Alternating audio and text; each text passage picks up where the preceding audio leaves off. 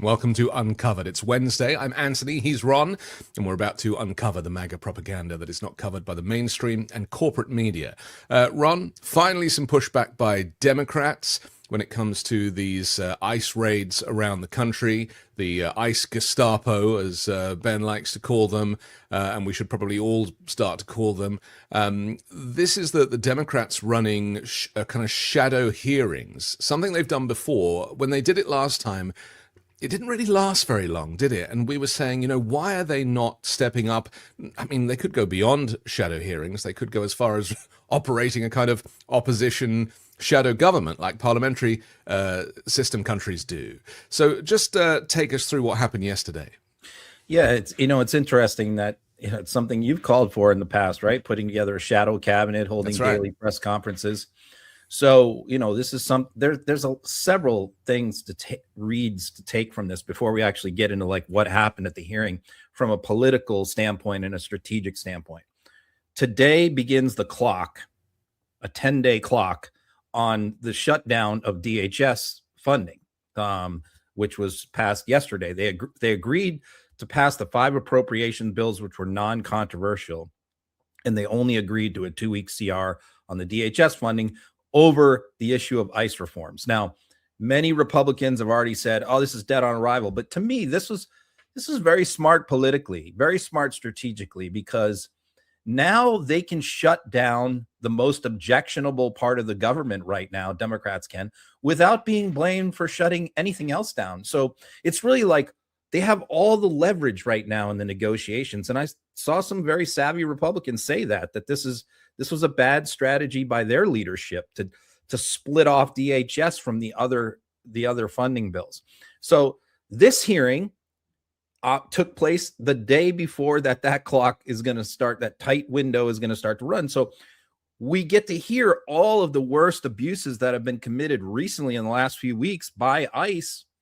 The American people get to hear all this right as we begin negotiations on ICE reforms. So that's my other take on this. The third take I'll say is this: I don't know how much mainstream coverage there was of this hearing. I don't think there was hardly any at all.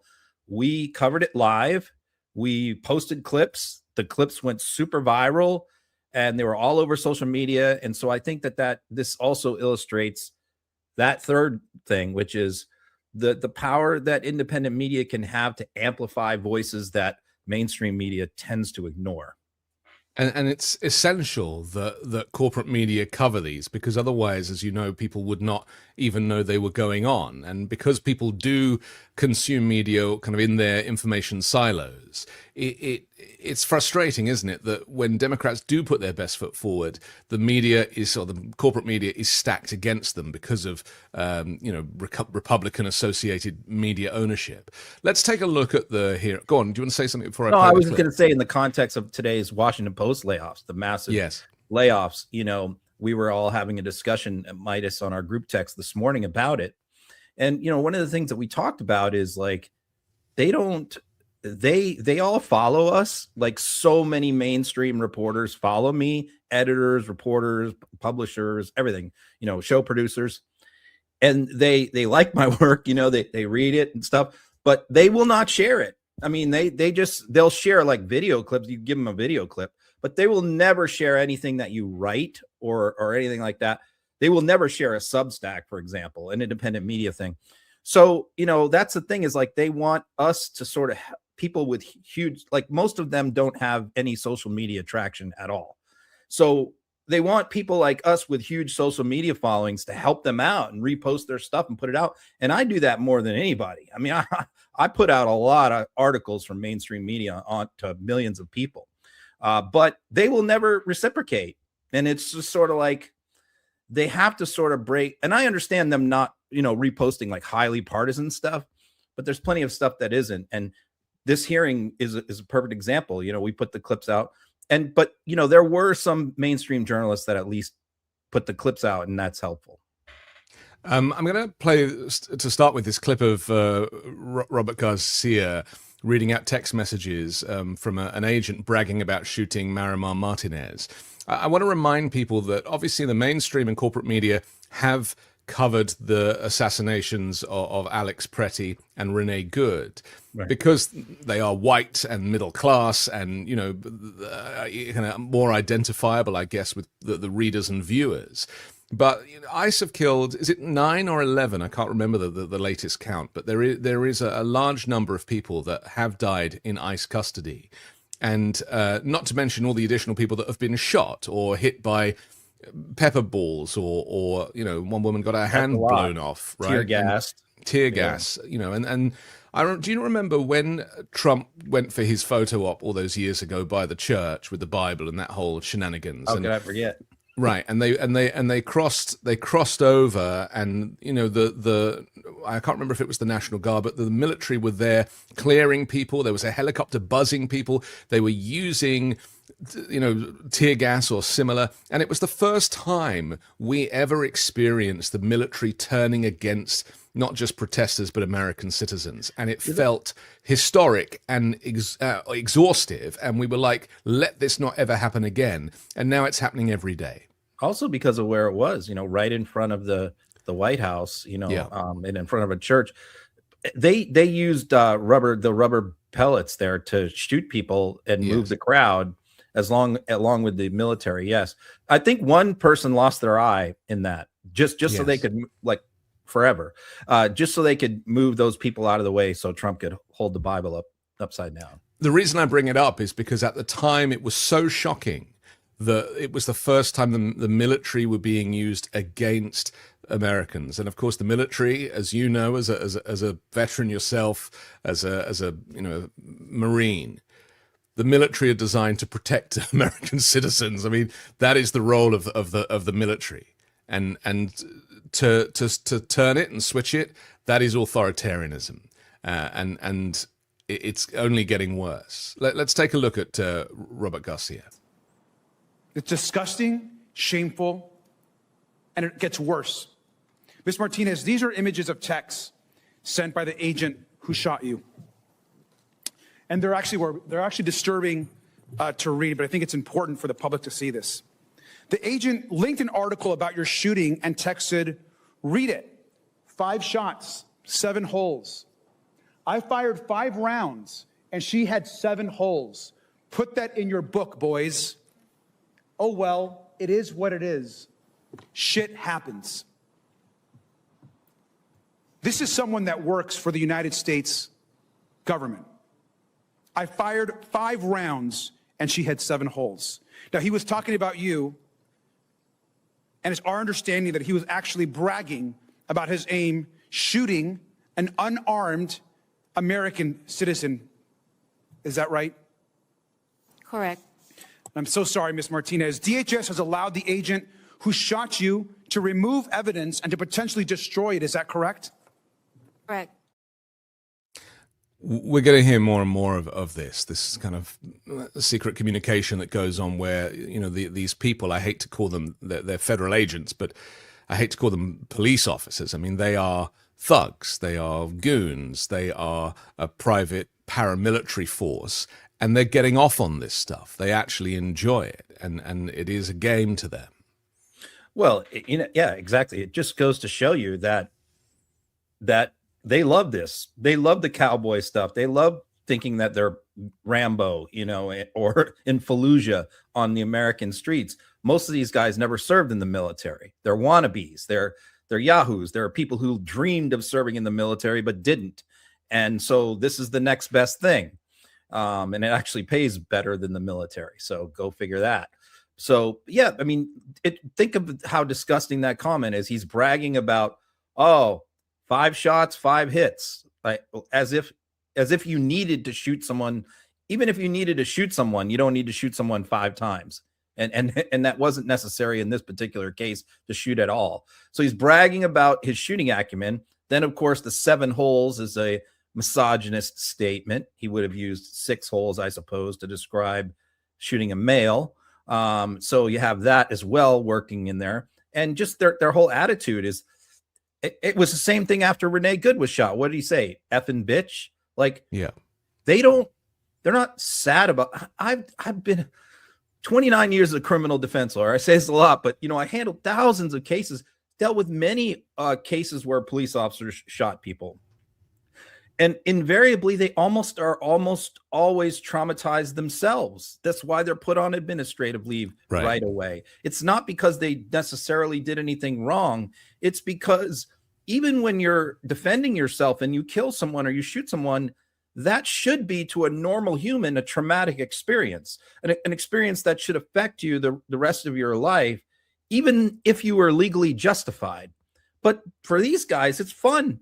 It's fun and games. It's exciting to them, and that is a problem.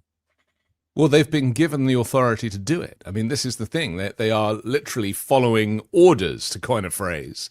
Just so people know, where I am in the UK, the moment that a police fires their weapon, and of course we don't have police with guns on the streets, we have kind of special armed units that are called into situations that require an armed response. But the moment a bullet fires from a gun, it automatically goes into a system whereby the police officer is relieved of their duties instantly, and it goes to an independent police complaints commission, and the process of the investigation is started. And in Europe, police do not kill civilians. They don't even kill baddies. They arrest people. It's only happening in America in this way. And to normalize it is to really fall by this authoritarian sword. And it's only going to get worse. We have a clip now which is very difficult to listen to, and I kind of pre-warn you, it's very moving, of a young lady that people may have seen in the clip of her driving her car through a traffic jam, trying to get to a doctor's appointment and having her window smashed by ice and being dragged out the car, despite her being having a disability, and explaining that. Very, very moving. And this formed part of this hearing that we saw yesterday. My name is Aliya Rahman, and I am a resident of South Minneapolis.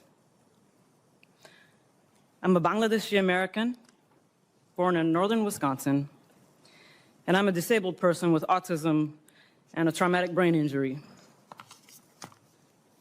Not all autistic brains do this, but mine fixates on sounds, numbers, and patterns. And while what the world saw happen to me exactly 3 weeks ago today on video was a terrible violation, it is still nothing compared to the horrific practices I saw inside the Whipple Center. So I am here today with a duty to the people who have not had the privilege of coming home, and I offer this data because these practices must end now. On January 13th, on the way to my 39th appointment at Hennepin County's Traumatic Brain Injury Center, I encountered a traffic jam caused by ICE vehicles and no signs indicating how to get around it.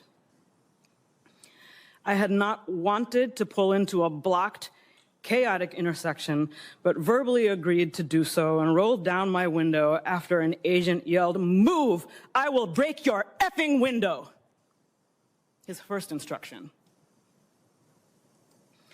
Agents on all sides of my vehicle yelled conflicting threats and instructions that I could not process while watching for pedestrians. Then the glass of the passenger side window flew across my face. I yelled, "I'm disabled," at the hands grabbing at me, and an agent said, "Too late." I felt immersed in a pattern, and I thought of Genoa Donald, an autistic black man killed by police during a traffic stop in 2021.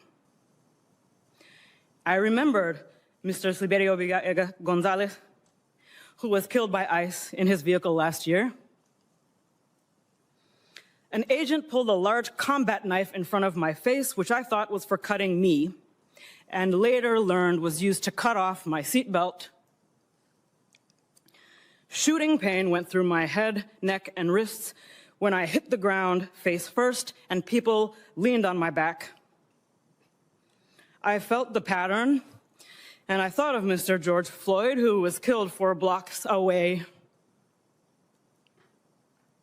I was carried face down through the street by my cuffed arms and legs while yelling that I had a brain injury and was disabled.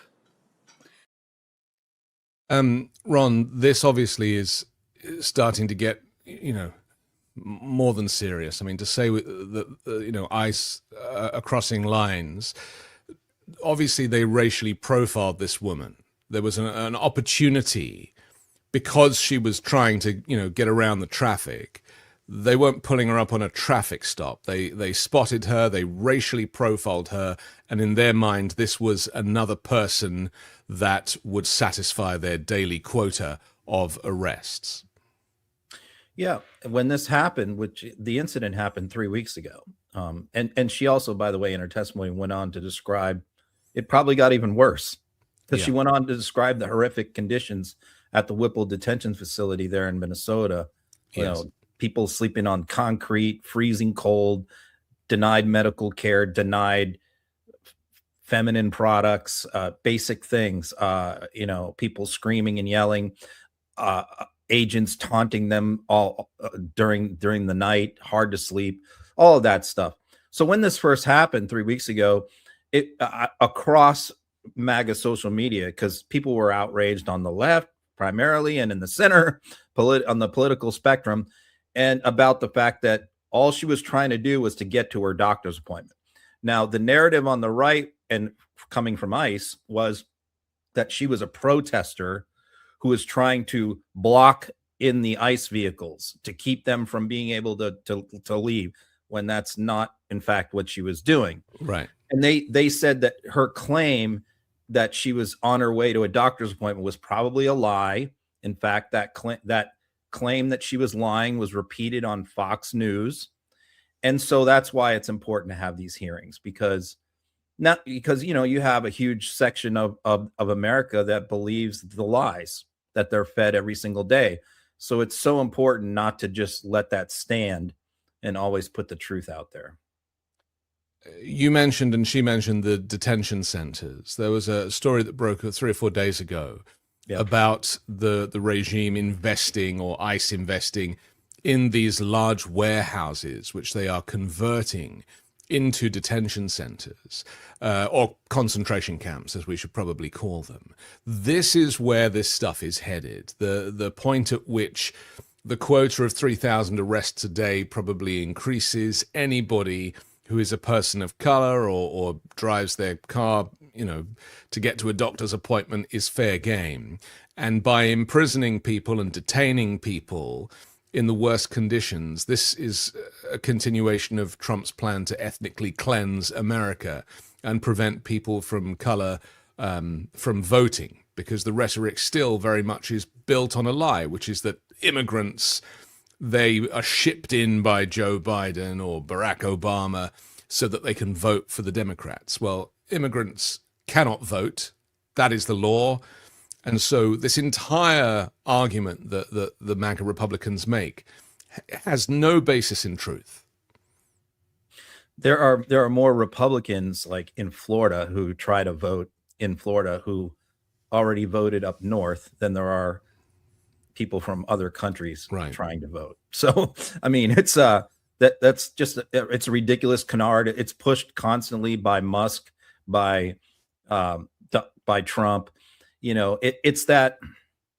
So the question is, why did the Biden administration allow so many people to come into the country? And we've had this discussion many, many times. And so, what I believe is, it was compassion. It was wanting to help people. It was all of this stuff. I think that the Biden policy was a very progressive policy when it comes to immigration. And, I believe too progressive. So, but can I just interject and say that he was simply following the international law of asylum, which is that when someone seeks asylum at the border, then they have to be accepted in and processed. So that's not Biden's law. That is international law. Right. And which, we have a strong disagreement over whether whether the United States must follow international law on immigration. Which it now does not. No, correct. Yeah. So, and I don't think it has to. So we can disagree on that. But but the point is why. What I believe is that it was compassion, it was wanting to help people, it was all of that stuff. It was recognizing that many of these people had legitimate asylum claims. What the Republicans claim over and over again, which is also behind their push on the SAVE Act thing, which is a big push for them right now, is that Democrats did it intentionally, deviously, that this was being done for one purpose and one purpose only, not to help people, but to bring in 20, 25 million people, which is an exaggerated number, and put them into key states around the country in order to register them to vote and make them U.S. citizens, so they will overwhelm the white Republican areas and white Republican states at the ballot box, and therefore help, the elites in the Democratic Party take over America by using migrants for their votes. Which, again, I have listened to a lot of immigration advocates and attorneys on the left over the years, very pro-immigration people. I have never heard any of them advance that argument. Not one person. So it's people watching will find it interesting that you have crossed over the line to a more progressive place since your early life as a Republican.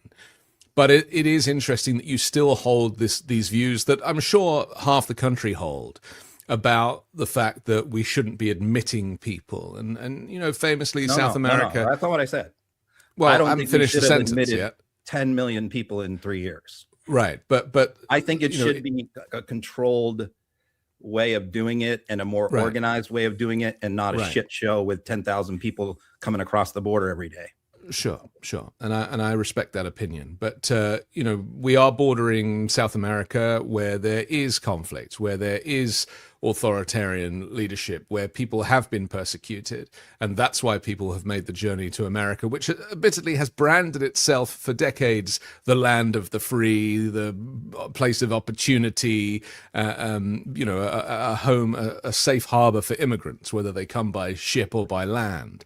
And so clearly that is not the view of Donald Trump, because his views, unlike yours, are steeped his views are nobody should come in. Well, because his views are steeped in racism. And I think that's the fundamental difference. I have no problem with 1 million, even 2 million people a year coming in. I'm good with that, which is much more liberal than almost any Republican. Right. But I'm not for no restrictions. I'm not for everyone can come who wants to come. That's where I draw the line. And I think that position is probably where 65% of America is. Sure. I would say, though, that I don't think that was the position of the Biden administration. And people are still saying that Biden actually deported far more people than Trump did in his first year. It's only now that Trump is kind of ramping up, pulling people out who are legitimately here. Maybe he did run out of drug dealers and rapists and people from mental asylums, and now he's having to move on to anybody of color or who speaks with an accent, who is worthy of the wrath of ICE.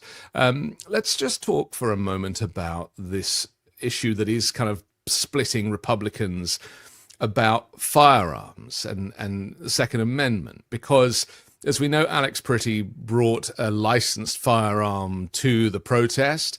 He wore it in a holster in the small of his back. He didn't take it out the holster. They're going on about how it was a 9mm semi-automatic weapon with 2 cartridges. Like, those details matter, when he never got it out before he was murdered in the street on camera, contrary to Kristi Noem's version of events.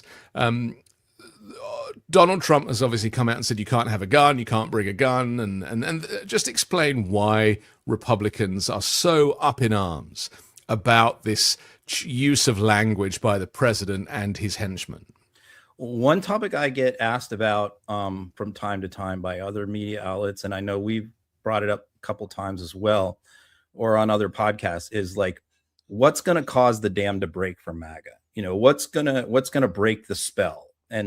And my answer has been for many years, as someone who's like deeply immersed in the MAGA culture, is, it's not going to be one thing. It's not going to be this one moment where everything comes apart. What I've said consistently is it's like a carpet that's fraying around the edges, and pieces are coming off, chunks are coming all the way off. Around. Yeah. And it's from all many different areas. Yeah. And we have seen Trump's foreign policy has alienated a lot of his base who want nothing to do with Venezuela, Iran, Greenland, Panama, all these adventures. They want nothing to do with it. And they thought that he campaigned that way, and now he's not doing it. The other areas are some of the spending issues. The huge increases in the budget deficit is another area. There's so many. The Epstein stuff caused major problems with the base. His abortion stance, he's against a federal abortion ban. I mean, there's so many little things that have added up that are fraying this. And now we have this Second Amendment issue, which came out of nowhere. So last week we talked about Trump and Kristi Noem saying you shouldn't have a gun if you go to a protest or you encounter a federal police, you shouldn't have a gun on you. And we showed a lot of the Second Amendment people going nuts over Trump and Noem saying it. So, and saying, look, we're not going to show up for the polls. If you don't believe in the Second Amendment. We also talked about the fact that Trump is not a big believer in the Second Amendment either. He doesn't care about guns. It's just something that he does to, stroke his base, but it's not in his heart something he cares about. So then, just as things are dying down, Gene Pirro, the DC U.S. attorney, goes on Fox 2 nights ago and says, hey, nobody in DC is allowed to have guns. If you come to DC and you have a gun, you're going to be arrested, which once again caused all those same gun rights groups to go nuts, because that is actually not the law. DC has very restrictive gun laws, but you just have to have permitting. You have to go through gun safety classes. A lot of the things you don't have to do in other states, you have to do to have a gun in DC. But here you see some of the backlash again. This is the National Association for Gun Rights posting Janine Pirro threatening to arrest people for carrying in DC, even if they are law-abiding and licensed, shows how broken and out of touch these gun laws are, and unacceptable, intolerable comments by a sitting U.S. attorney. Let's look at the clip of her kind of making this point.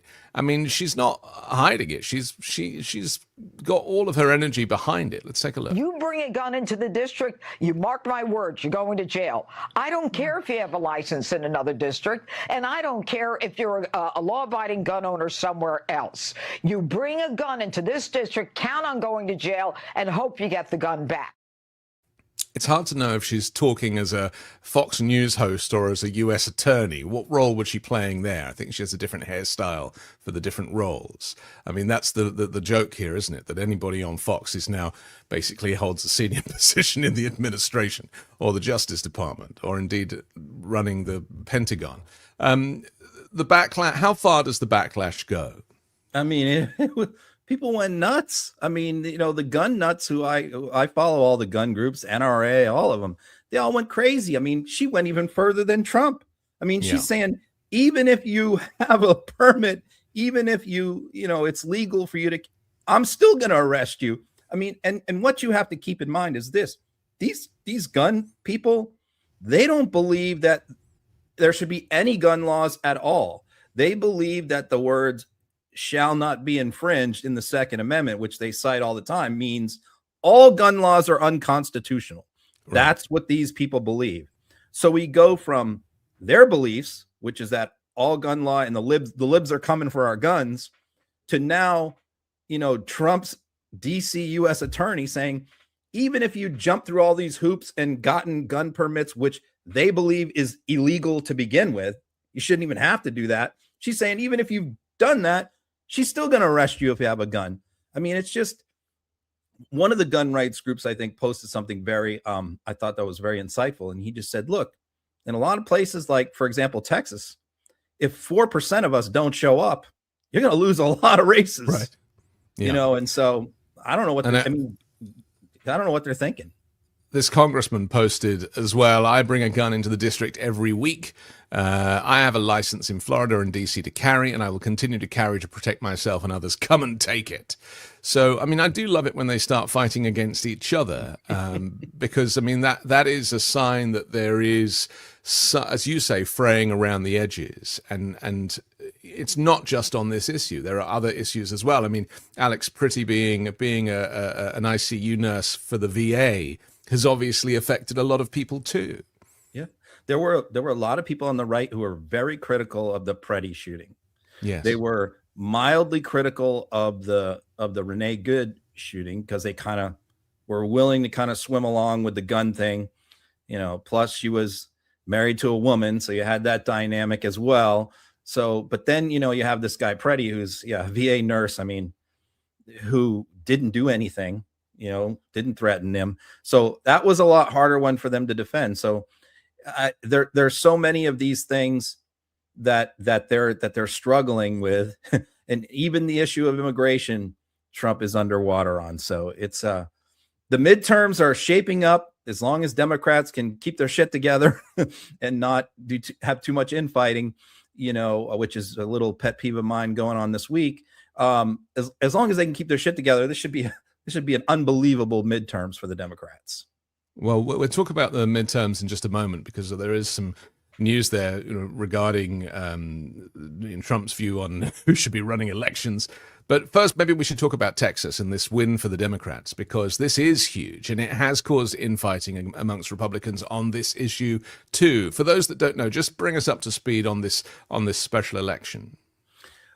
I mean, this was a really seismic race. You have the state Senate districts in Texas have more people in them than congressional districts. That's how big they are. They're huge. This was a Fort Worth district, I believe. And so a huge population area, strong Republican area, and it flipped to a Democrat. It flipped to the Democrat by a lot. And so this was another one that they were just there wasn't one political expert who got this election right, even close. It was that bad. It was an issue where many, many Republicans, including Ted Cruz, for example, said, and Ron DeSantis, Ted Cruz and Ron DeSantis both candidly said, this election, along with all the other ones that have happened previously, is a big deal. You can't take this lightly. You can't shrug this off. Trump tried to say, I had nothing to do with this. This was a local race I had nothing to do with. Of course, then I posted that he made 3 lengthy Truth Social posts promoting the other candidate in the race, a woman, including one the day before the race. He was heavily involved in this race. So even in a situation where Trump weighs in a Republican district in Texas, Democrats still won very, very handily. So, but, again, talking about the infighting on the reverse side. So everything was looking great in Texas. If Paxton gets the Republican nomination, he's so toxic with independent voters that really puts us in the game. And on the other side, you have Tallarico and Jasmine Crockett running in the primary. Okay. Yes. With Tallarico, it seems to be, based on the polls, the front runner right now. Colin Allred recently dropped out. But then you have, 2 days after this great result in Texas for Democrats, you have them all fighting with each other, attacking each other over nonsense. A TikToker said that she had a private conversation with Tallarico where Tallarico called Allred a mediocre black man, which anyone who kind of knows Tallarico and listen, that is like preposterous that he would say that. It's completely out of context for James totally. Tallarico. What he said was, Allred ran a mediocre campaign, right, which many, many political experts agree with that point. Has nothing to do with race, but that has become a big thing. Allred put out a video, Crockett put out something, Tallarico put out something, and it's just sort of like, I think all of us in the Texas Democrats and all of us around the country are just kind of looking at it like, we just got this huge win, guys. Yeah. Things never looked better for Democrats in Texas. And now you have to get in a big pissing contest over nothing. Why? Yeah, that is a problem. I mean, the other thing is that they're all big stars. I mean, all of these individuals you mentioned, they all have a great future in politics. Tallarico could, Tallarico could easily be a future president, although I would personally vote for Jasmine Crockett, but that's a matter of opinion. That does not surprise me. Let's take a look at Representative Pete Sessions kind of talking about this this infighting on the Republican side. Congressman Sessions, Governor Ron DeSantis of Florida, a conservative, no shrinking violet, said special elections are quirky and not necessarily projectable. That said, a swing of this magnitude is not something that can be dismissed. Republicans should be clear-eyed about the political environment heading into the midterms. Why did this happen? What does it tell you? Well, John, first of all, the success of a rain dance has a lot to do with timing. And what happened is there was a huge snowstorm, ice storm really, that hit North Texas and Central Texas. But let's go back to Governor DeSantis' point. Special elections are special. And what happened is there was, as I understand it, one Democrat and two Republicans that were running against each other. And it was a battle between the two Republicans. And a group of people simply decided they were not going to come participate because still this Democrat received more than 50% of the vote. So it is listening to the music and waking up and finding out we need to be better. We need to understand what we're doing. But this was a miscalculation by the people on the ground. And I don't know any of them, but what I will say is you should not lose any election in North Texas like this. Yeah, he's pretty pissed about it, isn't he? My concern is that Donald Trump is going to see this result, and it will only spur him on to want to rig the midterms in any which way he can. Do you think there's a chance of that it puts the frighteners up him? Clearly, it did rattle him, because even though he claimed like, oh, I had nothing to do with it, this is no big deal, he immediately, like, he had been saying that he wasn't going to get involved in the race. He wasn't going to make most likely was not going to make an endorsement between Paxton and Cornyn. He was going to stay out of it. Part of the reason is John Thune, the Senate Majority Leader, is 100% backing John Cornyn, who definitely gives them the best chance to win in November. So that is who Thune is backing. He understands that Paxton is a problem for them. Running Paxton in Texas is like the Republicans running Dr. Oz in Pennsylvania. I mean, it's the same kind of situation. Or Herschel Walker in Georgia. They're going to put themselves in that box again, where they're going to lose a race that they probably should win by putting the worst possible candidate forward. And that's what Thune is trying to avoid. And by all accounts, Trump understood that situation and was likely staying out, even though his base, the MAGA base, loves Ken Paxton, and Paxton has been consistently leading in the polls among the primary voters. But after this election happened, within hours, Trump said he's going to relook at this and he's going to reconsider making an endorsement in the race. Now, the conventional wisdom among the political experts is what he's saying is he's going to probably endorse Cornyn now. He's going to go, even though he doesn't like Cornyn and Paxton's his golfing buddy and friend, that this result may cause him now to get involved and endorse Cornyn, who has the best chance of win. And if he does that, then Paxton's toast. We're going to talk in a moment about the statements that Trump has made, a few of them now, about him wanting to nationalize the elections and take control away from the states who are doing a horrible job of elections, let's face it. But we'll take a quick break. We'll do that next here on Uncovered. We give up comfort all the time, but style doesn't need to be another reason. That's why I've been living in Mack Weldon's Ace collection. It's inspired by their best-selling sweatpants, but everything feels way more elevated. I've got the Ace sweatpants and a half zip, and they're insanely comfortable, soft, stretchy, breathable, but they actually look put together. I'll wear them traveling, running errands, even casual meetings, and I never feel underdressed. The fit is relaxed but clean, the materials feel premium, and honestly, there is a confidence boost knowing that I look good without trying. It's classic, effortless, not flashy, it just works. With the Ace line, ease and self-assurance have never been more comfortable. Upgrade your collection for the new year at MackWeldon.com and get 20% off your first order of $125 or more with code UNCOVERED. That's MackWeldon.com. Code UNCOVERED. And you can find links to our sponsors in the description below. Okay, Ron, this next topic probably should have been our first story out of the gate for some people because it is massive. And that is that Trump is now starting to say out loud the stuff that you and I have been predicting for well over a year now, if not longer.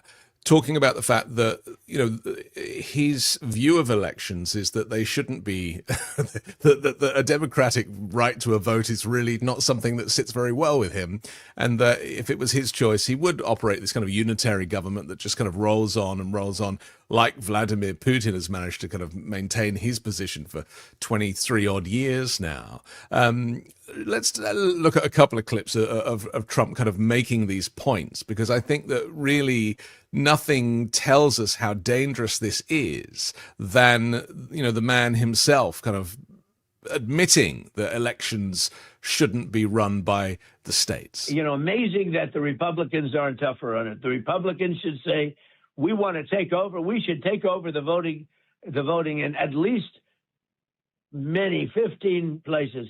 The Republicans ought to nationalize the voting. And we have states that are so crooked, and they're counting votes. We have states that I won that show I didn't win. Now you're going to see something in Georgia where they were able to get, with a court order, the ballots. You're going to see some interesting things come out.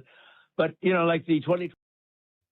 He always sounds different on the phone, doesn't he? Maybe he's lying down or something, but he always sounds weird. I mean, this is, again, another kind of crazy late-night phone call to Greg Bongino's podcast, which is back up and running since he quit his job in the... That's the first show back.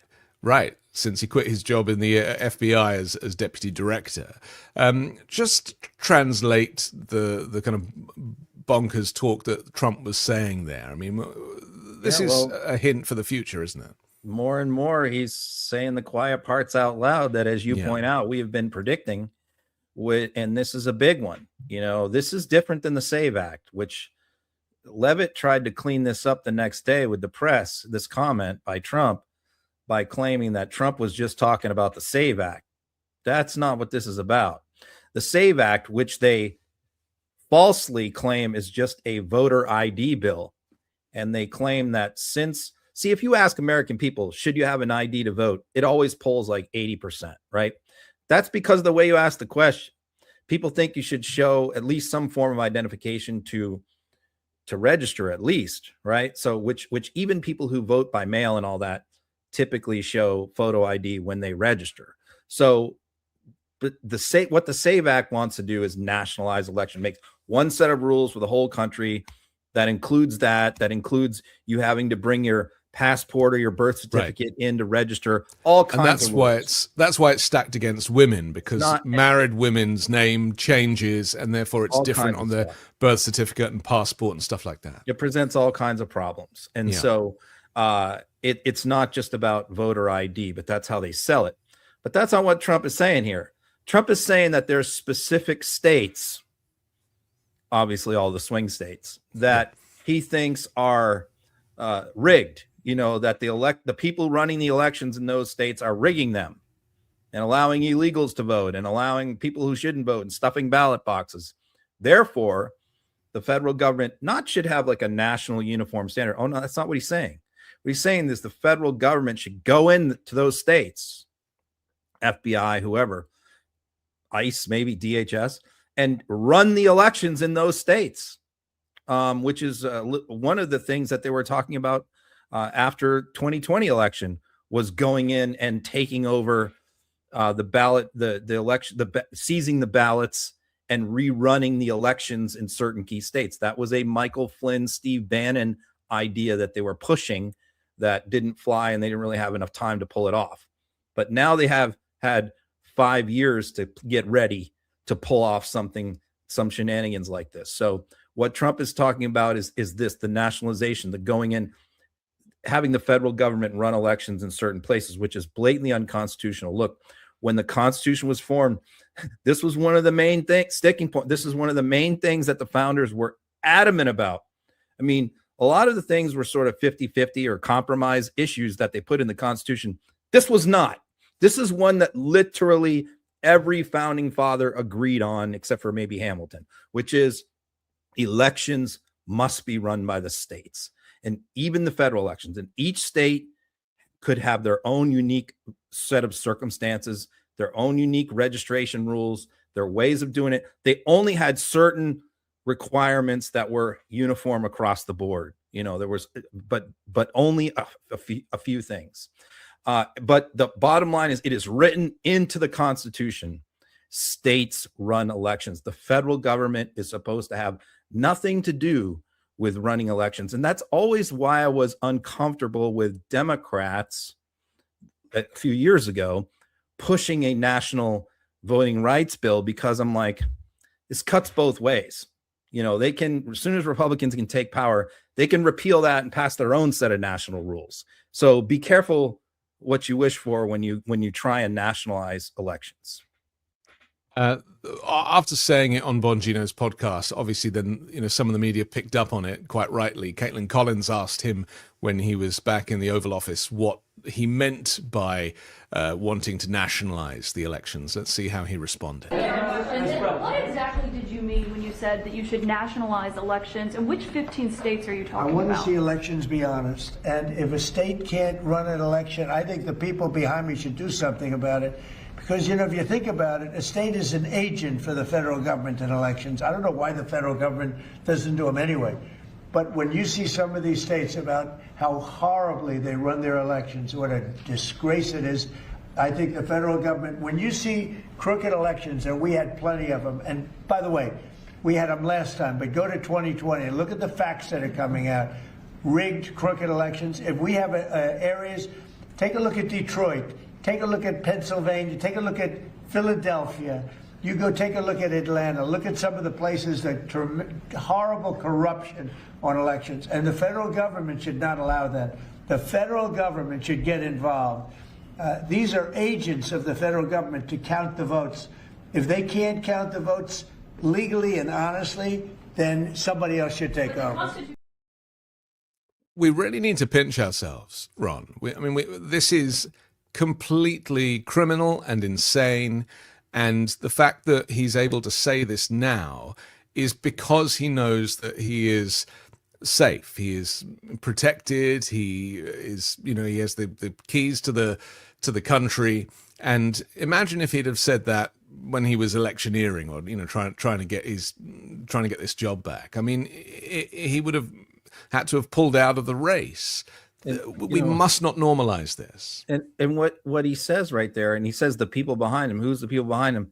The most senior senators and members of the House, committee chairs, Republican leadership. Yeah.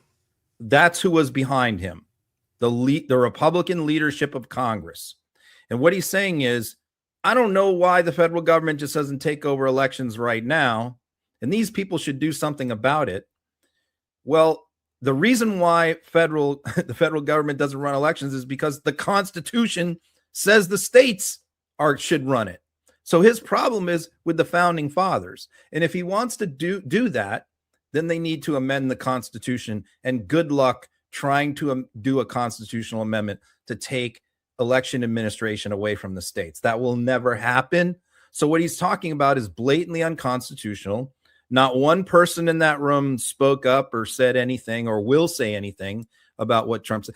Thune did. He said, okay, what they do is they'll go, well, we don't agree with that. That's not going to happen. They'll just kind of say it quietly, but in response to a question. But none of them will come out and sort of condemn these kind of statements. And what these statements are designed to do, and by the way, when he rattled off his list of cities, they were all Democratic majority cities in swing states that make up sort of probably 50% of the votes in those states are from those cities. So that's why he's targeting them. But this is what Trump does. He always comes in with a maximalist, crazy statement, knowing that he can't get that, but he intends to do something else, maybe a little bit less than that. So that's what he's doing here. He knows that this is not going to happen, but he's after something else. And that's really where we're going here. Right. So he overreaches first. This is part of the tactic. Always. And then the place that he pulls back feels like it's not as bad. So we normalize it. Yeah. But Democrats made a deal. They got Trump to back down. The media's like, Trump caved. But in reality, in reality, it's the gradual erosion of democracy. And this is a huge piece of cheese being sliced off, isn't it? Because, the moment you start meddling with voting, then that's when people lose that kind of the last bastion of their freedom, which is their vote. I was thinking about this too. It's like there isn't any like swing voter in 2024 that remotely considered voting for or against Trump or Harris because of democracy. I mean, the hardcore, the Democrats did. The registered Democrat, they cared a lot about that issue, but all you heard about was like migrants, trans, taxes, this and that, Ukraine aid. There was a lot of different things that were talked about during the campaign. But, if you tried to talk about Trump being a threat to democracy based on the way he handled the 2020 election and aftermath, people's eyes glazed over. They weren't interested. That in 2024, voters like, that's so 4 years ago. That's the American mindset, which is, that was a long time ago. Trump won't do that again. That was a one-off. When how many that was an indicator. And like you said, If you lose the democracy, you lose everything. None of that other stuff matters if we lose the republic. But we're not a democracy, Ron. We're a constitutional republic. Remember that. That's the argument that people were making. How many MAGA Republicans do you think would be able to define democracy if you asked them, though? Well, not many. Not many. But see, he's convinced them that all of the elections that have been taking place in Democratic areas have been rigged for many years, because he's convinced them that illegal people are voting and Democrats are stuffing ballot boxes in these areas. So even though they've never found any evidence, no one's ever been convicted of that. No election supervisor anywhere has ever been prosecuted and convicted for it, except for one who is a Republican in Colorado, Tina Peters. That's the only election supervisor that was convicted of anything from the 2020 election. Just one. And that was a Republican. This is proof of Trump's mantra, which is if you repeat it enough times, then it eventually becomes true. And this is the brainwashing that has been going on now for almost a decade, where he creates a narrative, he repeats it, his henchmen repeat it, the Fox News repeats it, and so people start to think that this is a reality, and it's not based on fact, it's not based on evidence, and it reshapes America. And so if you were to ask the average people what the state of America is, a lot of them are going to say Trump talking points. And that is because the repetition of narrow sentences eventually works its way into the psyche. And that's not something Democrats do. Just one like blatant example of a lie that he repeats all the time. He says, inflation was 9% when I took office and I brought it down to 3%. This is a lie that he repeats every week. Inflation was 9%. Inflation was 3% when Donald Trump took office. It was 3%. It had been 3% for a while. What is it right now? It's 3%. Inflation is exactly the same as when Trump took office. But he, over and over again, he says, inflation was 9% when I took office and now it's 3%. And I've never heard anybody to his face correct him. He also says that gas prices are $2. Yeah. And, I checked again yesterday and it's $3.50. So, his last rally that he did, one of his own supporters yelled out, it's $2.85 when he said that at the rally, which never happens. But, I thought that was pretty funny. And one of the political commentators said, he can lie to him about a lot of things. When he starts lying to him about gas prices, even his own supporters know he's full of shit. Yeah. In that kind of interplay with Caitlin Collins, she then started to ask him questions about the Epstein files. He does not want to hear it anymore. As far as he's concerned, and we should mention that the Justice Department have basically said, that's it now. You had your final 3 million, even though there's 3 million files missing, heavily redacted, survivors very unhappy about the way this has been handled. It's been a shit show, the way that they put all this out and then they have to pull information back again because gave too much information away, but not what people were expecting. It was a mess.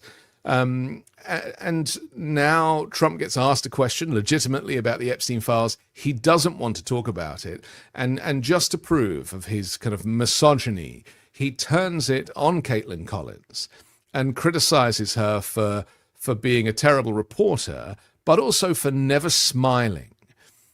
Here it is. Time for the country to get onto something else, really. Now that nothing came out about me, other than it was a conspiracy against me, literally, by Epstein and other people.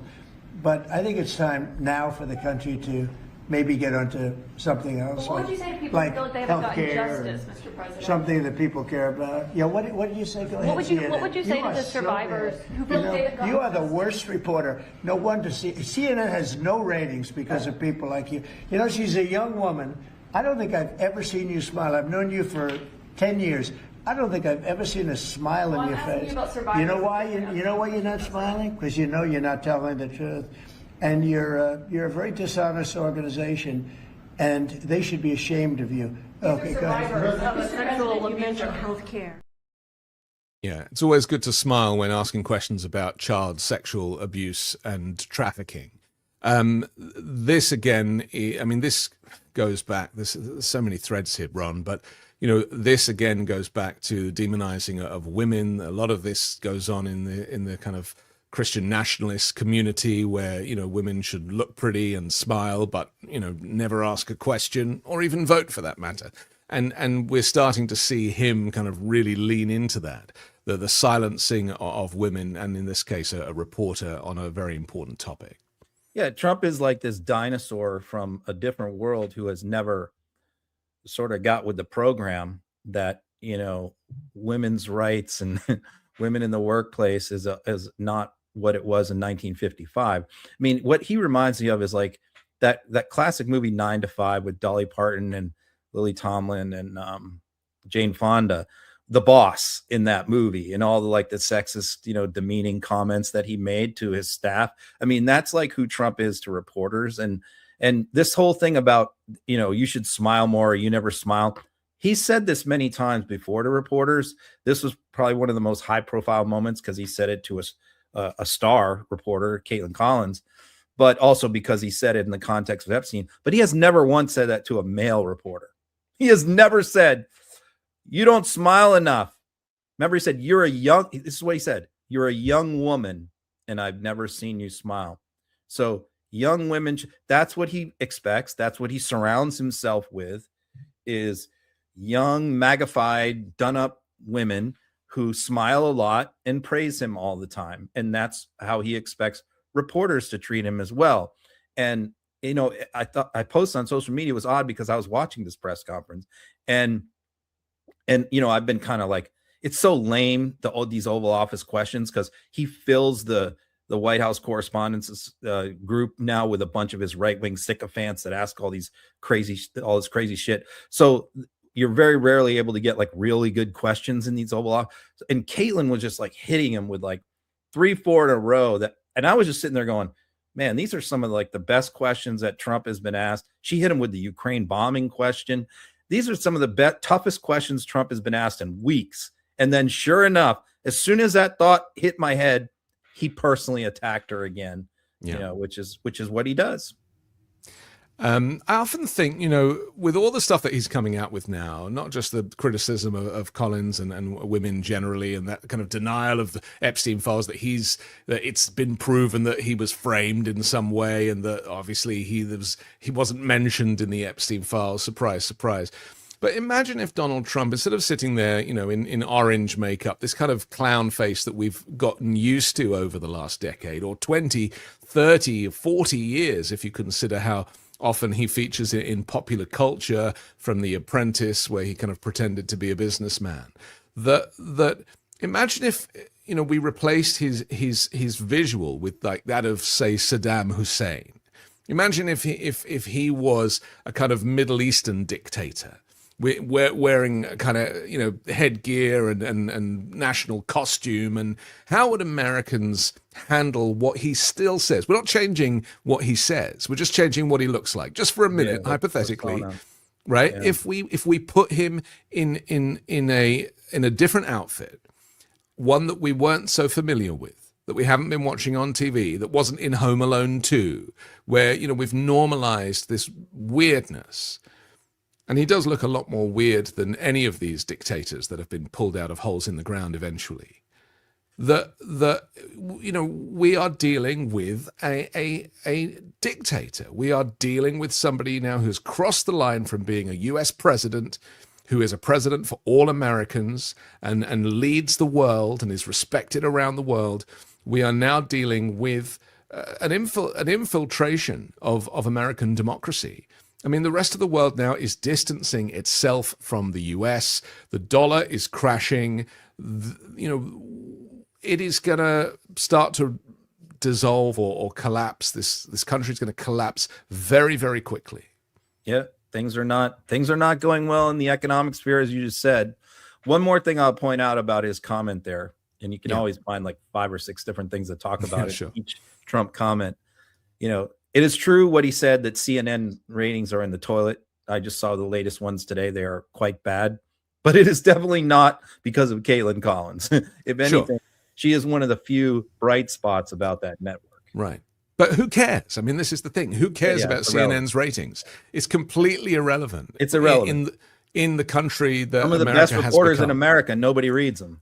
Right. They're in work for small outlets. Yeah. Right. Meanwhile, the president is having American citizens executed for no crime.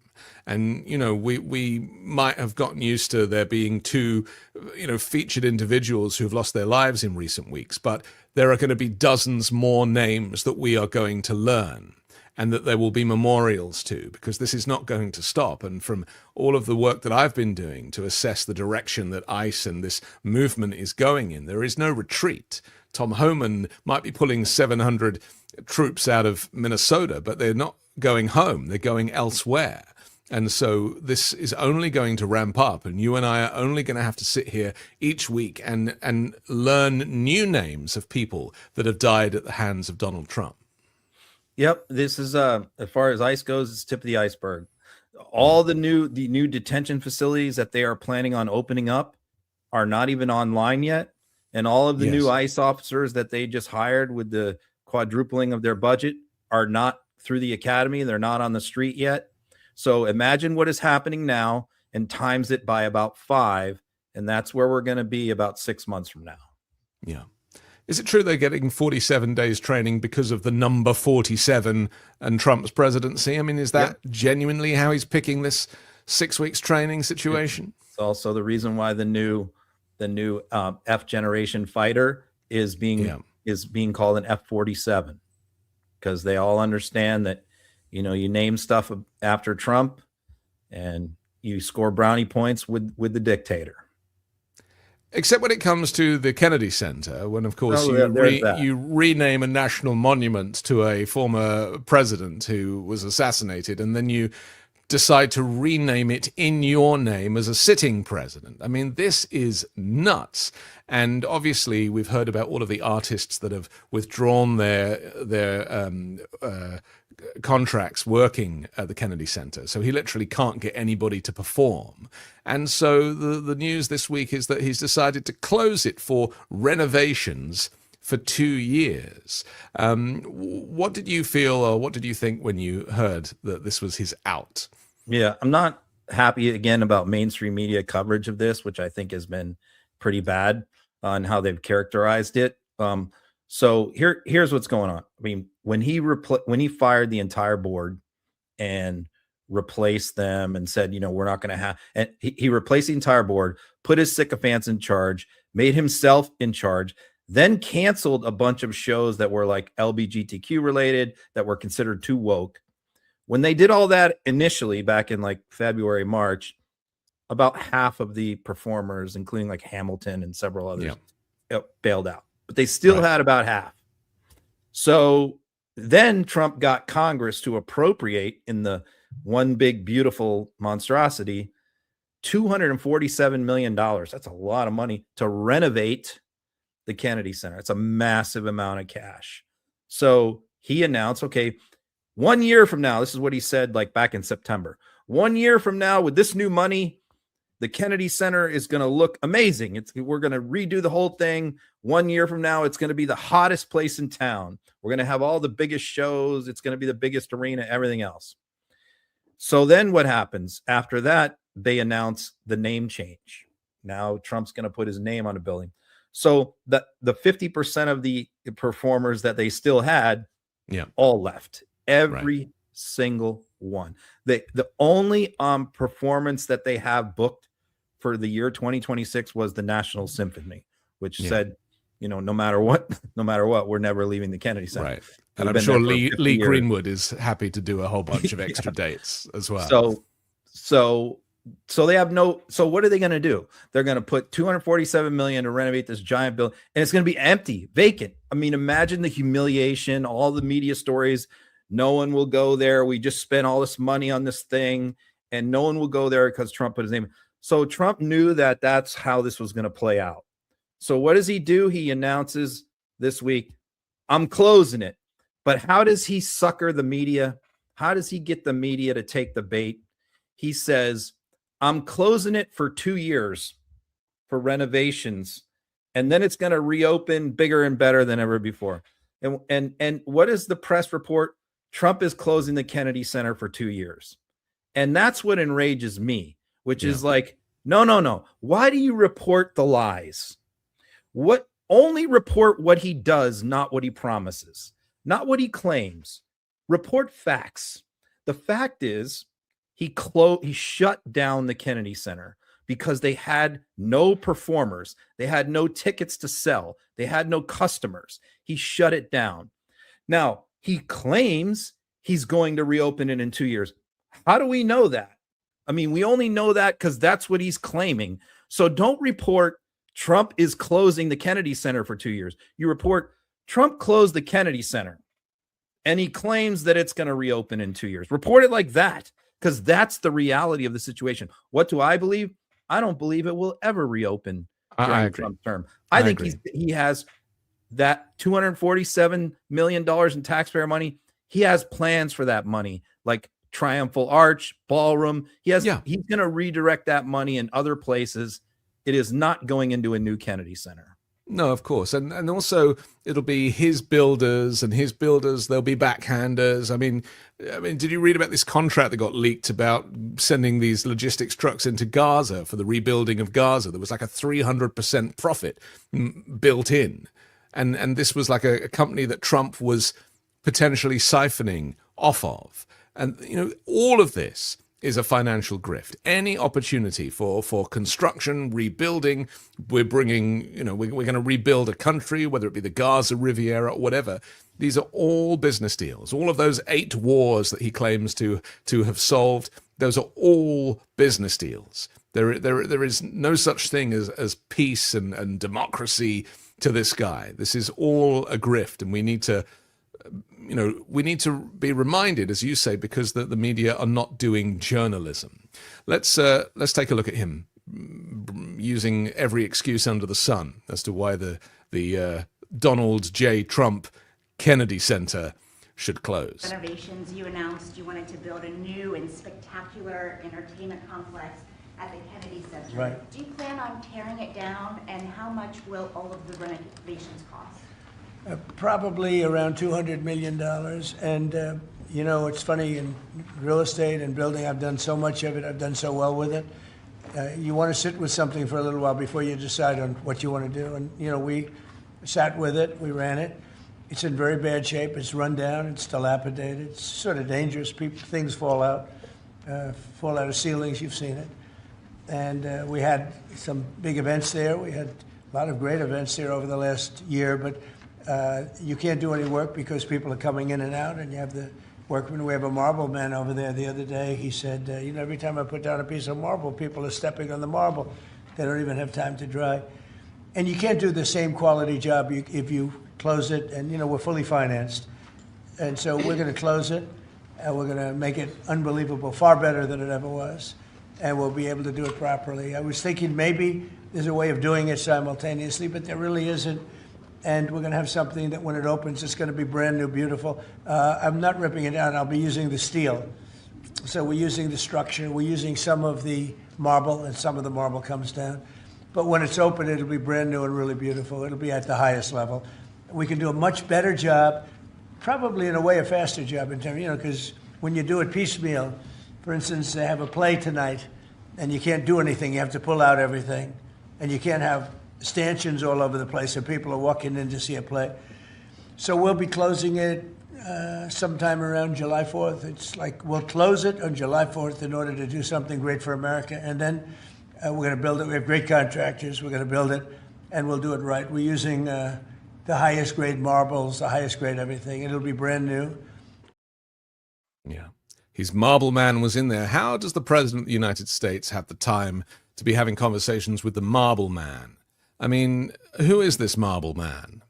This is the thing. So if many you questions. ask him about the war in Ukraine or tax policy or immigration very policy, light on details. He'll give you like a 15-second answer. Yeah. You ask him about the ballroom or the triumphal arch or remodeling this or Marilot, he'll talk for 10 minutes. And because that's really, like we talked about this, that's who he is. He's really just like a resort host, who became president, who hosts like cheesy 1980s style garish resorts. He's kind of like the CEO of Sandals, resorts, of these weirdly controlled vacation environments. Right. And that's what he loves. And when he says it's fully financed, he's talking about the $247 million that Congress just gave him. Yes. Which, by the way, note that he says it'll cost around $200 million.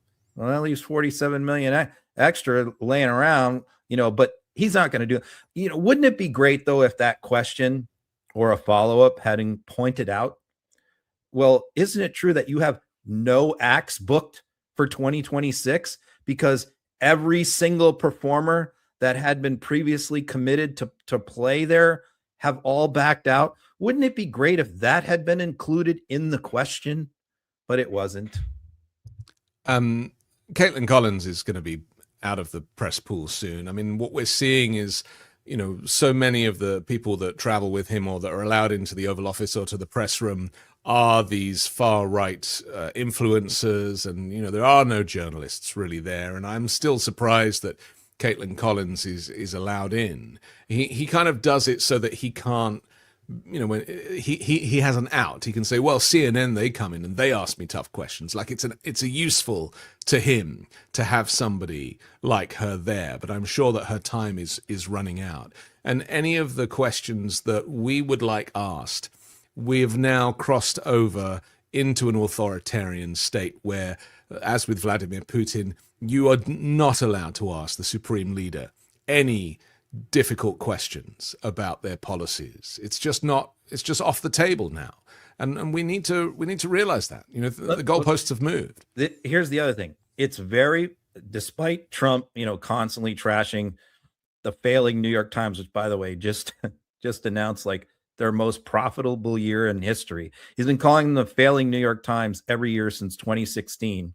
They made $1.4 billion last year. They just had, in the last year, added 1 million new subscribers, and Trump still calls them the failing New York Times. But it's very, very important for him to get mainstream media coverage. It's something that he, not only for not even for political reasons, it's for ego reasons. He very much wants to be in the New York Times, in the Washington Post, on CNN, on NBC, on CBS, on 60 Minutes. He loves it. He revels in it. So much the fact that Steve Chung, his White House communications director, his primary job, along with his personal assistant, Natalie Harp, is to show Trump every single day how many different media outlets covered him, covered his speech, covered his rally, covered his press conference. He wants to know which ones covered him and which ones didn't. That's Steve Chung's main responsibility.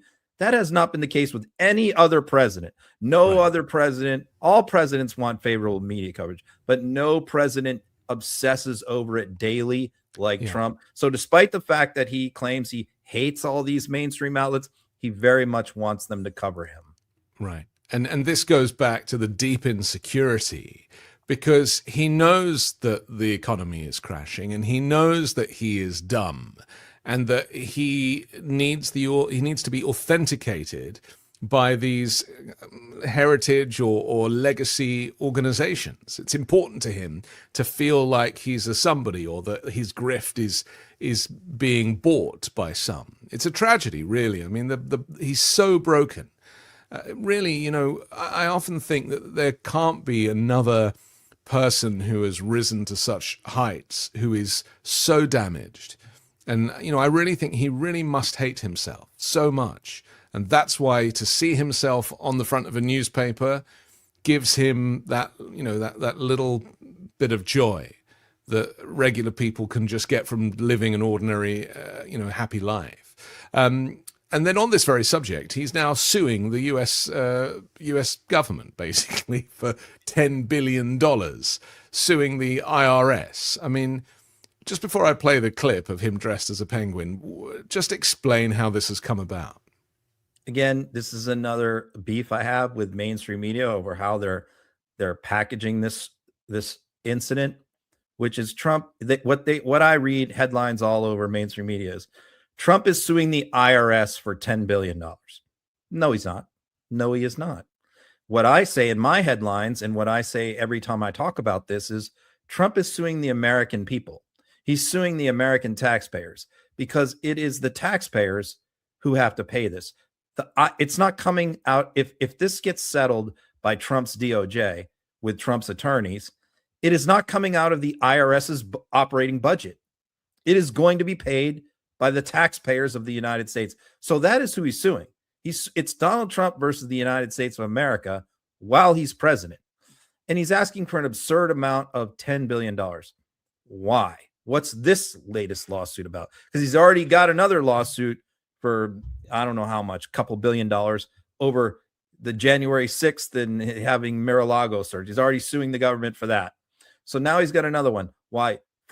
Because in 2015 and 16, he was asked repeatedly, will you disclose your tax returns? Because the rep out there, the knock against him, including from his Republican opponents in the primary, were that he was the shady business guy who did all kinds of shady stuff, wasn't worth nearly what he claimed.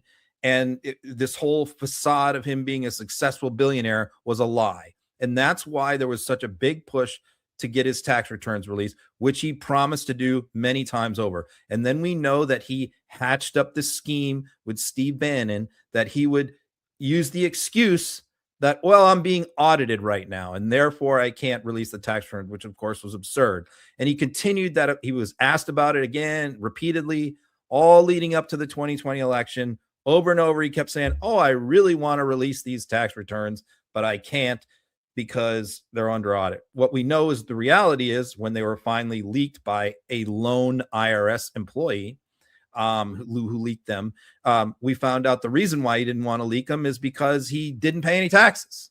That most years he paid either no taxes, or one year he famously paid like $750 in taxes. That, it showed that he did everything he possibly could to get out of paying taxes. That's why he didn't want them released. So now what he's doing is 5 years later, see, he could have filed this lawsuit when it happened.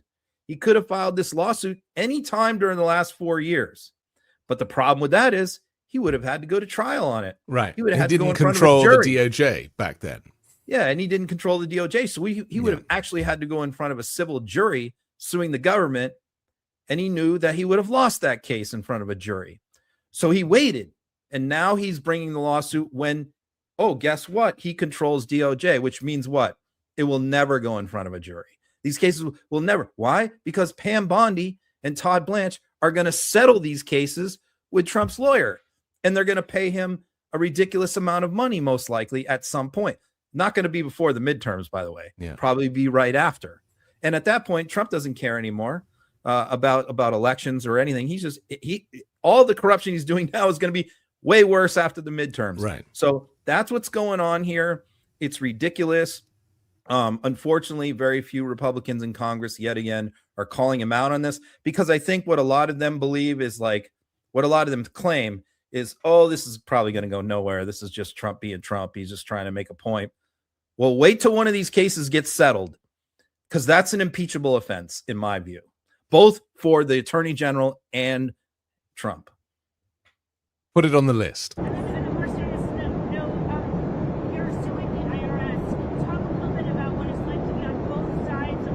It's very interesting. I have another one where I've virtually won the Mar-a-Lago break-in suit, and I have to work out some kind of a settlement. I'm supposed to work out a settlement with myself because when the FBI broke in, we sued.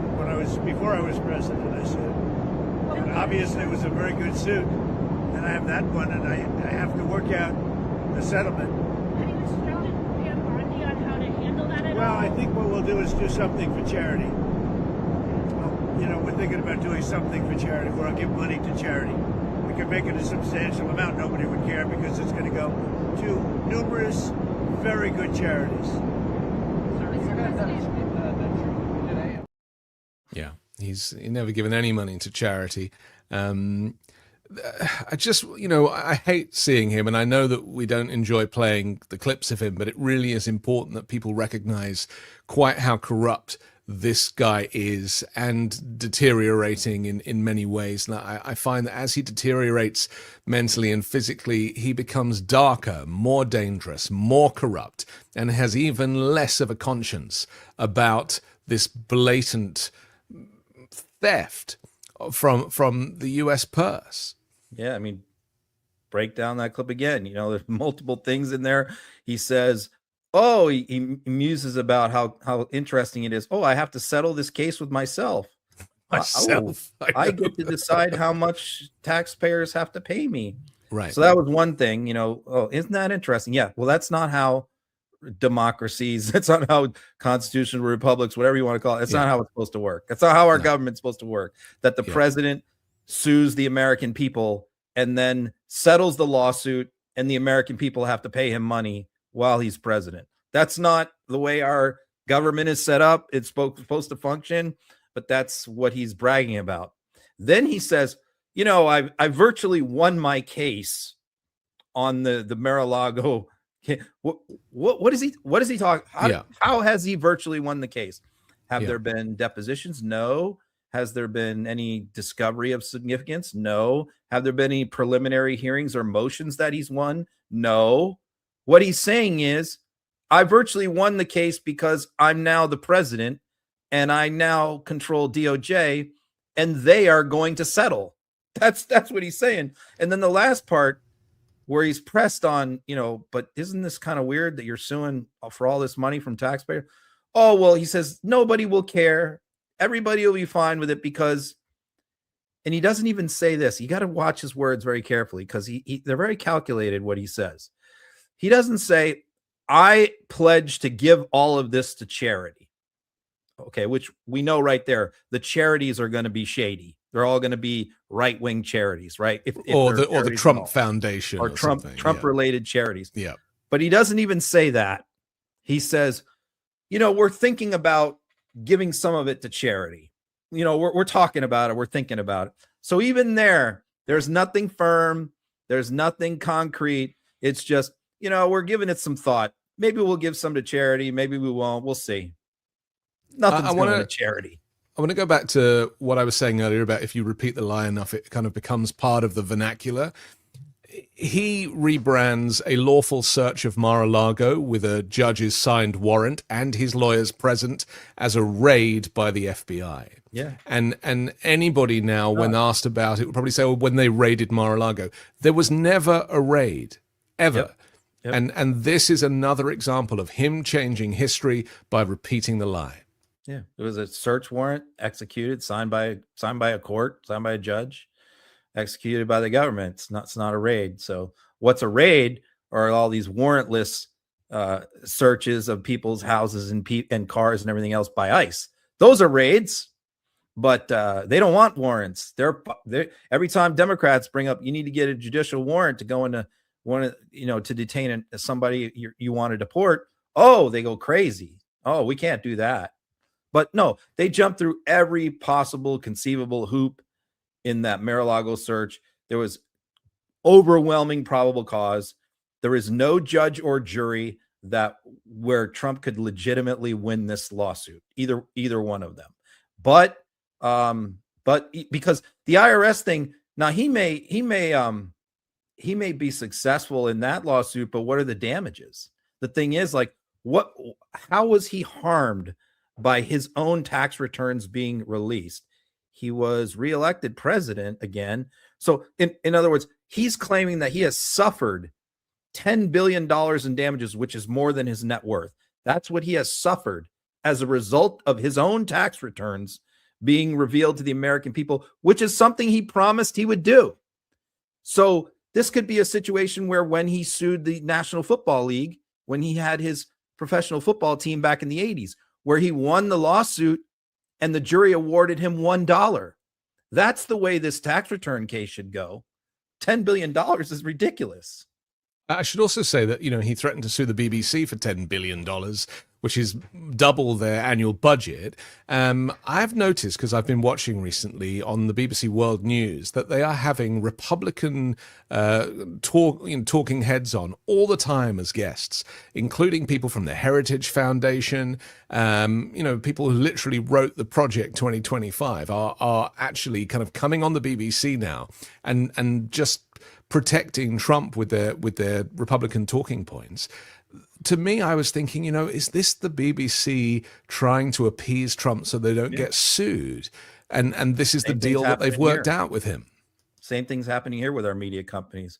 More and more of these fringy right-wing weirdos are on these different mainstream media networks because they're trying to appease Trump or they're afraid of his FCC chair. Right. Okay. Final story is the Melania documentary. Most important one. Of course, we touched on it last week, but it's now been released. It took $8 million on the opening weekend, which is actually, I think, was it the highest or second highest for a documentary? Or that's what they're telling us anyway. Well, from what we saw, there was plenty of empty seats.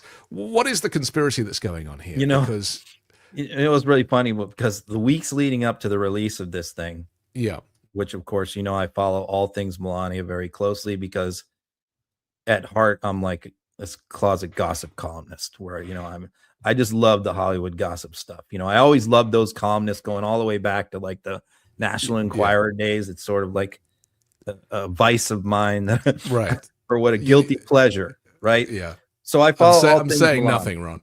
Huh? I'm saying nothing about okay. So I follow this. So what the story was leading up to it was from the Melania camp. By the way, I follow her agent on social media, all her friends, of course. So it was what they were saying is this is not a documentary. This is a feature film. And they didn't want people to call it a documentary. They wanted to call it's a feature film about Melania's life story, right?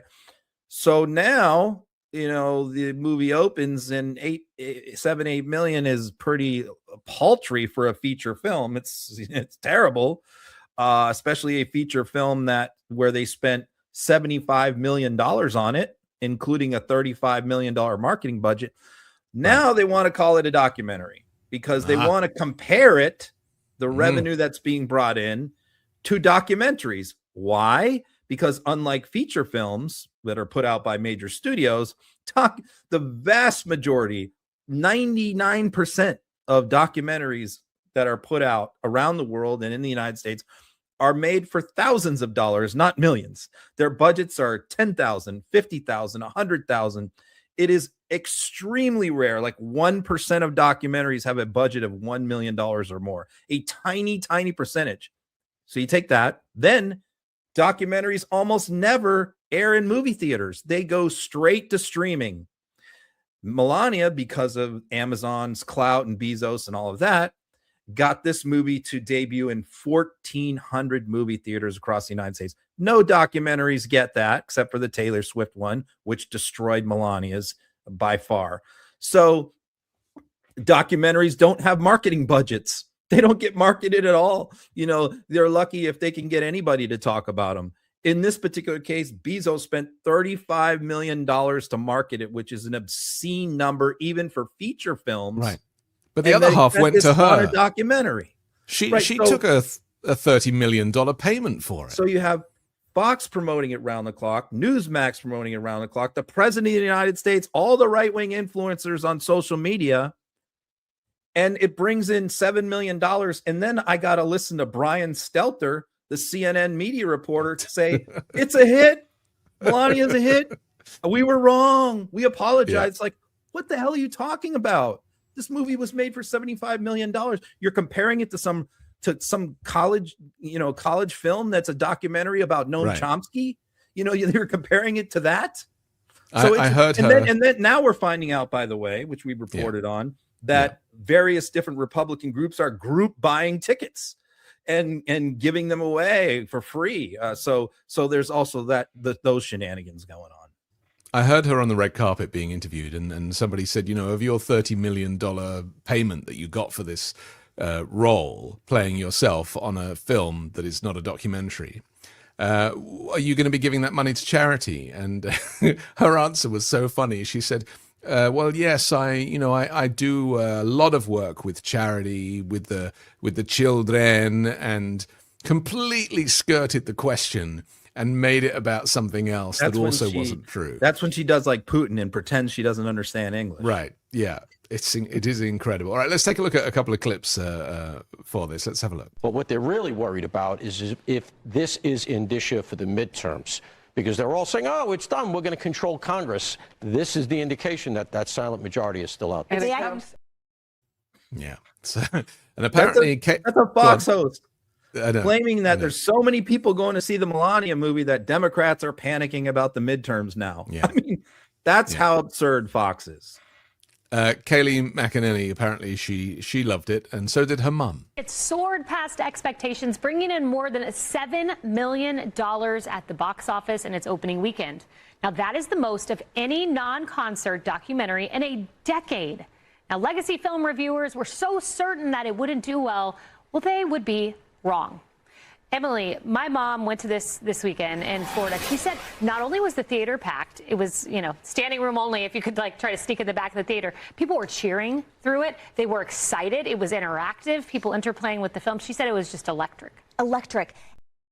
Yes, electric. I encourage everybody to read the Guardian newspapers or Guardian website's review of it. It was probably one of the funniest film reviews I've ever read. Absolutely trashed it as saying that it was not worth the paper it was printed on. And also, of course, the director of this documentary appears in the Epstein files. So, what goes around comes around. We have to finish, Ron, but just a reminder, you can download the audio podcast to this show on, wherever you get your podcast. That drops later tonight. And check out our sponsors down below. Share the show, comment below, watch it again if you want to, and come back next week and we'll bring you another episode. Thanks a lot, Ron. See you then, everyone.